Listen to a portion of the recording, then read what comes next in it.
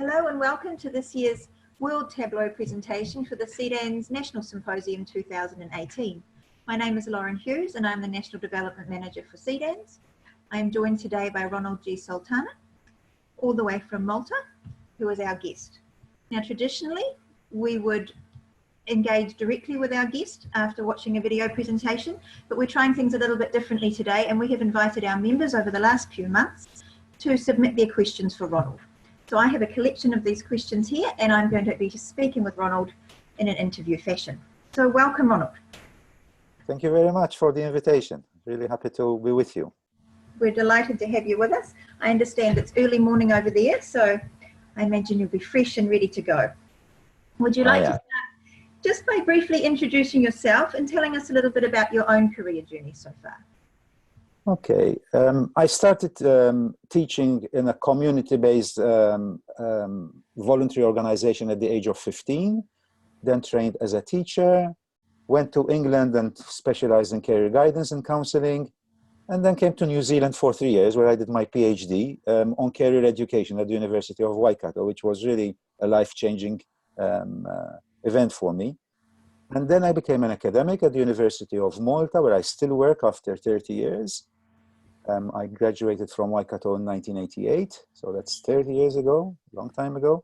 But over the last 18 years, I've been very much involved in international work on career guidance, working with the European Commission as a consultant, but also with several other organizations, looking at career guidance policy development in a number of different countries. I think I've been involved in around 25 countries, if not more.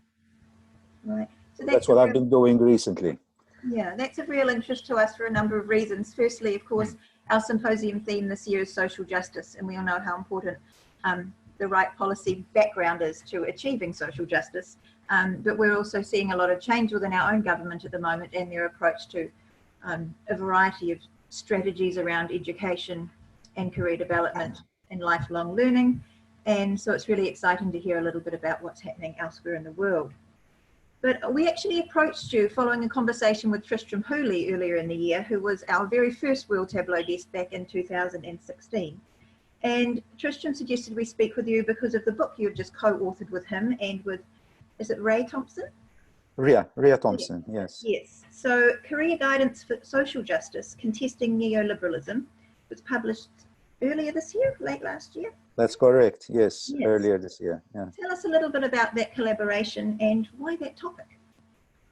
Okay, so this came out of work I had been doing with Tristram, had met Ria, who is from Aarhus University in Copenhagen, Denmark.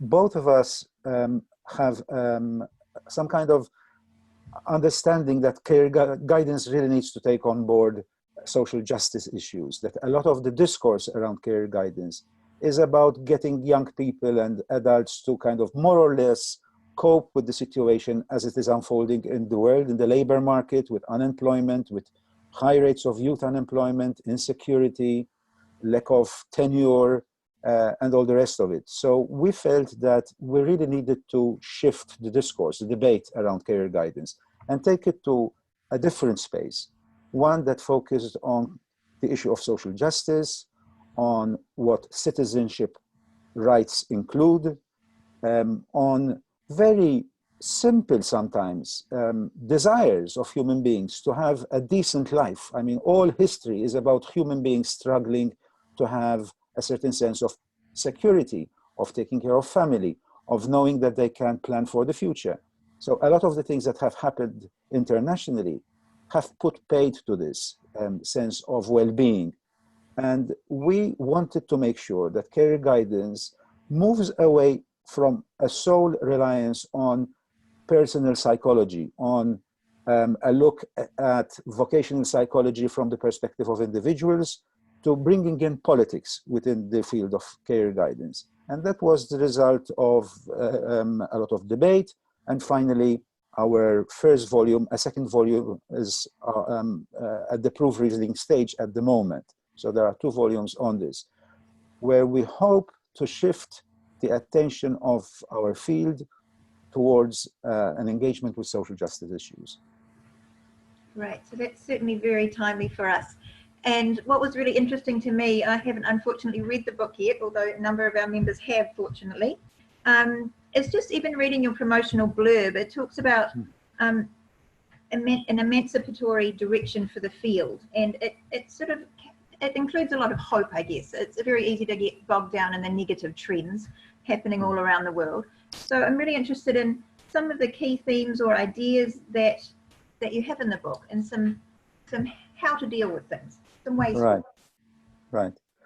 Well, I suppose if we look at our field, going back to, let's say, Parsons, although I would argue that there are earlier histories that could be written about our field, we note three kind of strands that shape what we do within the field of career guidance. There's a strand which I would call technocratic, which is about fitting people into jobs that are out there. So it's, you know, a person fit model. The earlier models were very much into that. So a rather technocratic approach. This is the way the world is. What can we do to help you fit into it and to make sure that your personality fits into the jobs that are available and that you're happy at your job? So that's the technocratic kind of strand, which is important. I'm not denying it. But there was a second strand which developed particularly during the 60s with Carl Rogers' client-centered approaches to career guidance, where what mattered most was the developmental approach, looking at people and their desire for development, for fulfillment, for flourishing. We have, of course, Donald Super, Holland, and the rest of them. A third important approach is the one linked to emancipatory, what we call the emancipatory discourse, where the approach is rather more looking critically at the world of work and actually asking, what are we trying to do here when we're trying to smooth the transition between school and work, between unemployment and work, between one type of work and another? What kind of work environments are our economies creating? To what extent are these work environments just, fair? How do they take into account the well-being of individuals and groups? To what extent are they being discriminatory in relation to women, in relation to ethnic groups, in relation to religious groups? How does the world of work work? And the emancipatory discourse really takes on board not just personal psychology and vocational psychology, which a lot of people in the field have been trained in, but draws on different disciplines, especially sociology, but also liberation psychology, for example. It draws on capability approach by Amartya Sen. It draws on critical theory. It draws on more so, it draws on all these disciplines and all these theoretical lenses in order to help the practitioner become more politicized about the way in which the world of work works and the way in which the goodies of life are the nice things that we want for ourselves and for our kids, basically. A sense of autonomy, a sense of satisfaction in what we do, feeling a sense of community with others. You know, I suppose being connected is very important, having a passion for what we do. So a lot of people's lives are not like that, unfortunately, because we tend to design jobs in relation to the profit that they bring about, rather than we design jobs in such a way that people flourish in them. So the emancipatory discourse is extremely important. And what we're trying to do with our 2 volumes and other writings we have been involved in is to send out a wake-up call to the career guidance field and say, okay, vocational psychology is important. Okay, Super said absolutely important things, and Holland and the rest of them. But we really need to be a bit more critical about what's happening in the world of work. We have to be very much aware of the impact of globalization on the nature of work and on the extent to which corporate interests internationally are really messing us up in such a big way that the career guidance field cannot simply go ahead as if nothing happens. something huge is happening internationally. We use the term neoliberalism as part of our narrative to make sense of what's happening, but there's more than neoliberalism, of course. In order to encourage career guidance practitioners to engage with social justice issues at the point of the delivery of their services. Right, so yes, you mentioned that you've been a consultant expert in several international reviews all across Europe, Middle East, Africa, even the North African region, and there is this big shift happening. So what changes have you seen in relation to public policy in these different regions, and what's working and what's not? What's exacerbating the problem and what's relieving it? Okay, these are big questions, of course, but if I could try to select a few main points that we explored in our reviews. Well, certainly, let's say, as with many other policy topics, you get waves of interest, and then this wave goes down and something else becomes trendy. Let's recognize that in the year 2000, the OECD started this series of reviews in 14 countries with people, one from Australia, Richard Sweet, the other one from the UK, a very well-known guy called Tony Watts. They started this review, which then kind of mushroomed into other reviews, which the European Commission asked us to do. And I was involved in looking at the EU member states, there are 27 of them, and then at the North Africa and Middle East region. So quite a lot of countries.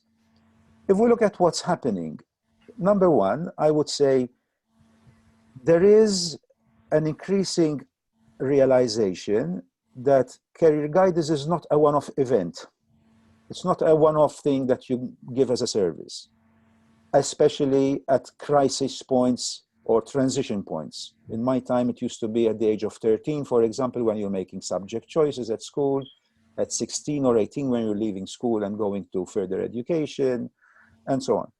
So there is a big paradigm shift which is being called lifelong career guidance. That is, career guidance is something that is quite broad. It's about an approach to life which can be inculcated right from the primary, right up to when one is as a senior person, a senior citizen. And it can include all sorts of things, not just preparation for work, but also preparation for leisure. It can include support in not only understanding oneself, but also understanding the labor market, and also not just choosing jobs, but also changing jobs. So there's a whole understanding that career guidance is an important public service. And in some countries, there's an emphasis that it's actually an entitlement. Now, that's a big shift. I know that in some countries, they were very careful before they accepted this idea that all citizens have a right to career guidance, because they are serious countries in the sense that they said if that's a right, then citizens have actually can take us to court as a government because we're not providing the services to which they're entitled to. But there is increasingly this understanding that it's a right, an entitlement. And one line of argument says, well, a lot of governments have accepted to participate in a global economy. It's very difficult for governments to control what happens in the economy. It's creating a lot of insecurities, in some cases a lot of wealth, but a lot of citizens are being obliged to navigate stormy waters. They're obliged to go through life trajectories which are difficult to control, often insecure, requiring frequent retraining. So under these conditions, if a nation state, if a region accepts to enter into globalization and creating all these insecurities for its citizens, the argument is it also has the duty and the obligation to provide the support in navigating these stormy waters of life. So that's one major kind of policy issue. The second one is that you cannot provide care guidance services in this complex world we live in unless there is a national framework, unless a nation state, so New Zealand or anywhere else, or a whole region or sub-regions within a nation state, comes up with a framework, a policy framework. So one of the big things that we have been promoting internationally is that this is a serious subject. It's a bit like education, okay? You cannot imagine having a country not having a national framework, a national policy for education.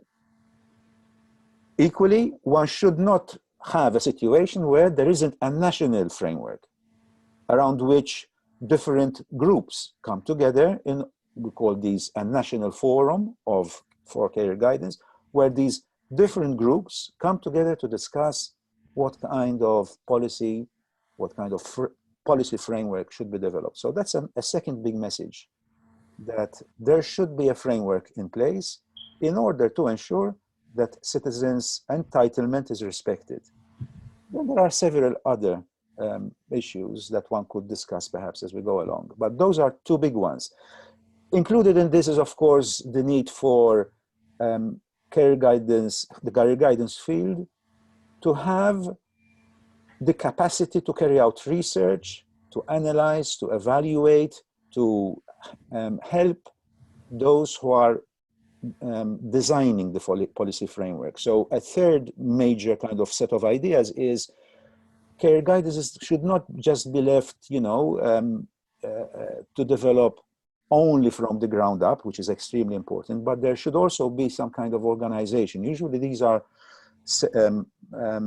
found in university settings that research, that provide insights to the field in order for it to develop, to make sure that it's actually fulfilling its responsibilities. So that's a third set of ideas, which one in New Zealand could, you could always ask the questions, do we have, is it an important policy for us? Do we have a framework?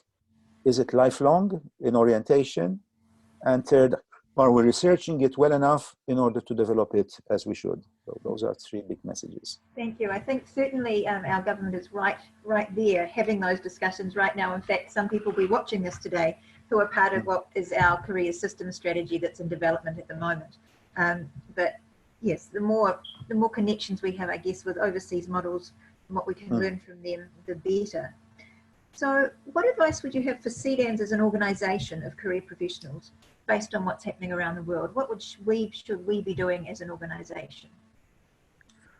Well, I suppose it's absolutely crucial to be very close to the practitioners. One of the things we've come up with in our volume, so we have 2 volumes and we're planning a third one.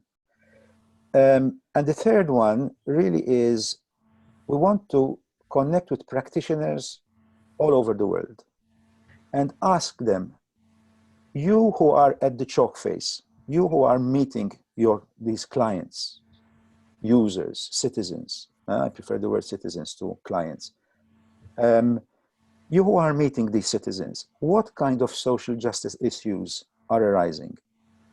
What kind of dilemmas do these create for you? How do you respond to it as individuals, as part of a community of practice? So we really want to get the narratives of experience of practitioners, because with all our theoretical baggage that we have put at the disposal of the field, we still need to know, how does this relate? How does this translate at the chalk face? And nobody better than practitioners can guide us on this. They really have the knowledge and the experience, and we really want to hear from all over the world about these experiences. We'll be sending out emails to our contacts, and we'll hope to get some very interesting narratives. So what I would expect an organization like yours to do is to be close to the ground, to listen to what the practitioners have to say. But that is not enough. It's not enough to collect these narratives. I think it's also very important to move to the next step, is to make sense of this complexity that our practitioners have to deal with every day, in terms of, for example, the challenges of being fair with minorities, the way the problem is being represented to be by government in relation to what is happening in the lives of individuals. One of the big things that we've explored in our books is the way various governments internationally have constructed the problem of youth unemployment as if it's a problem with youth, because they're not educated enough, because they don't know how to sit for interviews, they don't know how to write CVs.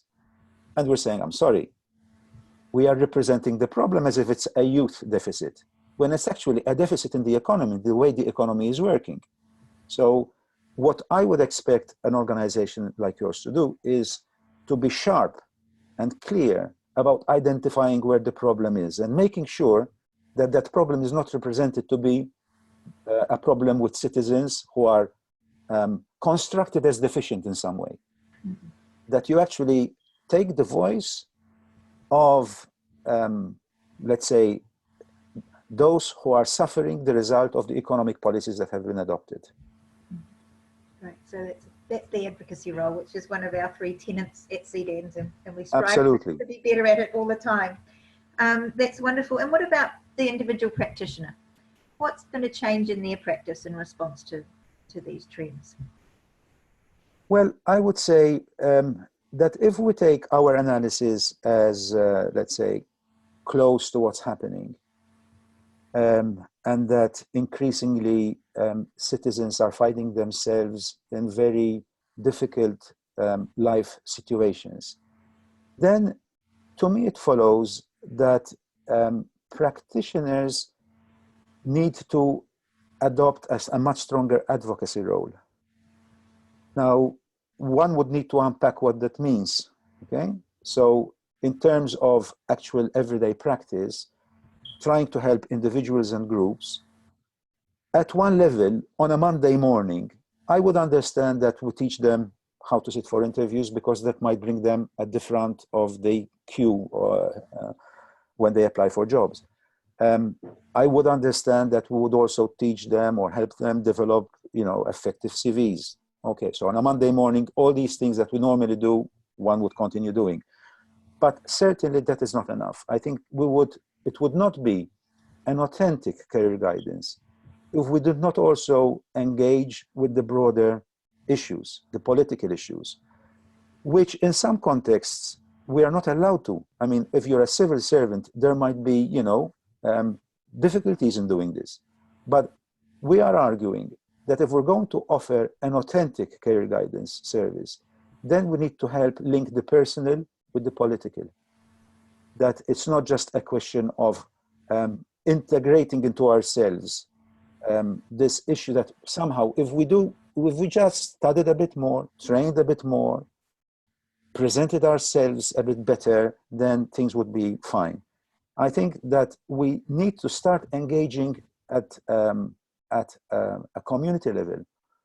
What kind of society will lead to the well-being and the flourishing of the vast majority of people? So really engaging with the nitty-gritty of the big questions of life. That might sound airy-fairy, but I do not think it is. I really think that that is so fundamental to ask these questions about fairness, about justice. Conversations with your clients. Having these conversations at community level, within the service, that is, if I belong to a service provider, within that service, we actually discuss these issues, because this is going to have an impact on the way we relate to clients. I just give one example from our book, from a guy called Marcelo from Brazil. And they are doing some extraordinary work in trying to concretize some of these insights that we're talking about, of bringing the person and the political working together. So they actually have group counseling sessions, so they prefer to work in groups. I remember that in New Zealand, this was quite a powerful model. I remember being taught in my training in Waikato by some Maori people who told us, we do not think that problems reside in individuals, as if there's something wrong with the individual. So they had promoted this notion of whānau counseling. I don't know if that's still popular over there, but this idea that the whole community accepts responsibility for a challenge because the way to resolve the challenges also lies in the community resources. And this is exactly what these Brazilians are doing. They actually have group community counseling, career guidance. They listen carefully to the words that the citizens bring to the community. Words about their lack of self-confidence, about feeling useless, about feeling unappreciated. And a lot of times these individuals end up blaming themselves. They've integrated this notion of what we call responsibilization, that they are somehow responsible for all the ills that have befallen them. And what the facilitator does is actually start disentangling, untangling, throwing light on how these problems come about, and linking them to political decisions that have been made, to political processes that are creating these difficulties for the down and out very often, and how resources are distributed within society, within the community, in such a way that some people have much more than others, in a way that is unfair.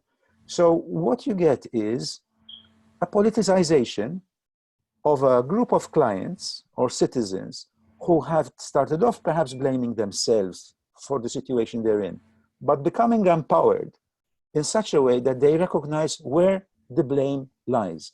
And this is not a question of then just fuming away, out of anger, but turning that realization, that insight, into political action. Okay? That is using all the democratic means at our disposal in favor of those who need most, of the most vulnerable. And that is exactly the kind of model that hopefully will emerge, not just from our analysis in our two books, but also from the narratives that we get from various places in the world. And I think some of the most striking narratives that we are likely to get are from the developing countries, from the global south, we call it, from the countries that have not taken on hook, line, and sinker, the kind of life world that has been created thanks to neoliberalism, where profit motive reigns supreme.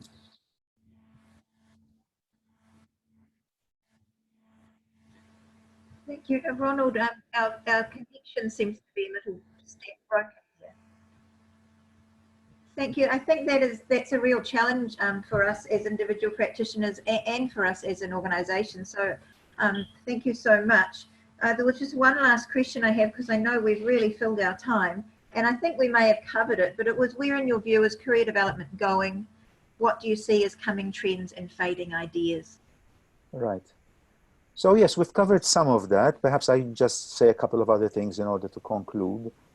Certainly, there is a huge challenge in front of us in terms of the automation and robotization of the workplace. So what are we going to do with it? There isn't even a clear understanding as to whether jobs will be lost or created, or how much will be lost and how much will be created. So I think there lies a huge challenge for us, because it, in a way, challenges the very notion that a lot of our identity and sense of worth comes from work, from the work we do. This is not the first time we're facing this.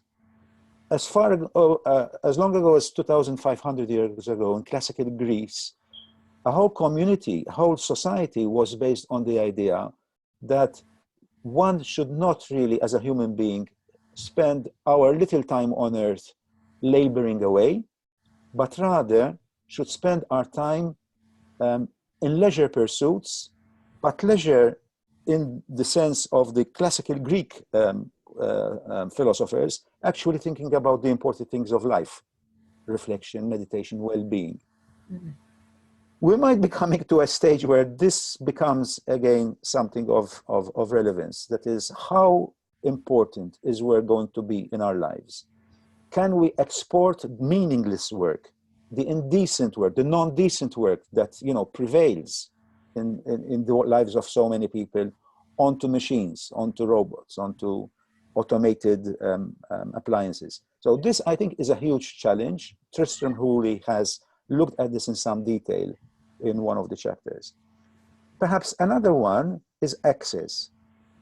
Not everybody is aware that career guidance is a useful service. Everybody is aware education is, but not everybody is aware that career guidance is, can help. Many people don't even know what career guidance is. So access to the services is an issue. Now, of course, we have really improved access thanks to at least two major developments. One is career education in many countries is being embedded in the curriculum. In my country, for example, every single student from primary till end of compulsory is exposed to career education. It's part of the core curriculum. So is Finland. Finland has done that. So many other countries are doing this. So there's a lot of exposure now in groups, and in some cases through small group and individual work. So that's one major development. The second one that is increasing access is, of course, social media, ICT, web-based services. Just next door to you, Australia has probably one of the best known services online, which is My Future. It's won a lot of awards. It's really brilliant. A lot of us look at it, you know, to get ideas from it.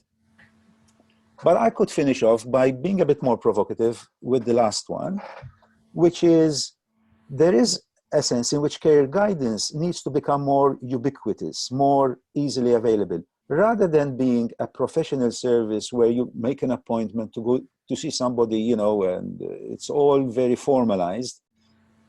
There is a trend starting, and I've seen it in Austria, I've seen it in Cyprus, I've seen it in some other countries, where career guidance is much more part of the warp and woof of everyday life.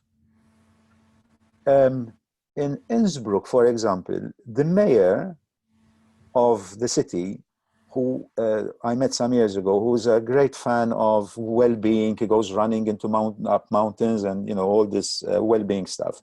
He said, why shouldn't career guidance be embedded in our well-being center, where they go for yoga, they go for massages, they go for saunas, they go for, you know, Pilates, and one of the services would be, within this context of well-being, discussing their career, their occupation, their sense of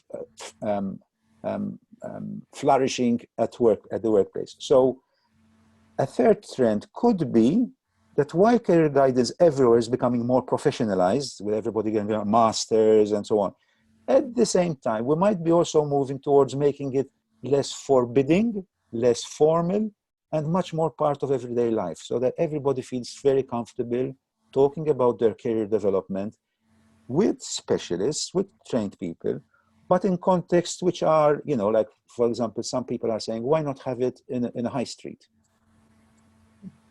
You know, you have booths in a high street, or why not have it in these huge supermarkets, and you have a section where people can go and discuss their career development needs, which could be offered also by trade unions in workplaces, for example. Denmark is great at doing that.